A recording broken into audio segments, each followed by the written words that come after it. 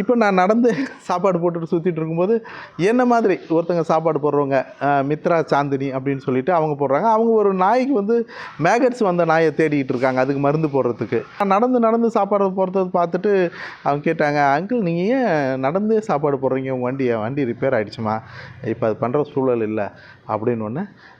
என்னோடய வண்டி ஒன்று சும்மா தான் இருக்கு அங்கிள், நீங்கள் எடுத்து அதை யூஸ் பண்ணிங்க, அவங்களுக்கு சாப்பாடு போட வச்சுங்க அப்படின்னு சொல்லி அந்த வண்டி கொடுத்துருச்சு. இப்போ நான் அந்த ஓட்டிகிட்டு இருக்கிறேன் சாப்பாடு போட்டுட்டு, இதுவே அவங்க எனக்கு கொடுத்த வண்டியில் தான் நான் சாப்பாடு போட்டுட்ருக்கேன். 30-40 இருந்து 100 ஆகி 100 வந்து 150 ஆகி 60 ஆகி இப்போ வந்து ஒரு 200 வந்து நிற்கிது.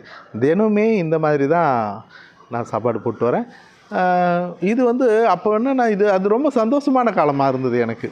ஏன்னா நிறைய நேரம் கிடச்சிது. அவங்களோட போயிட்டு ஒரு இடத்துல 1/2 மணி நேரம் உட்காருவேன், அப்புறம் அவங்களோட விளையாடுவேன். அப்போ அடுத்தது போய் நீங்களும் உணவளிக்க உதவலாம். Please help us to feet.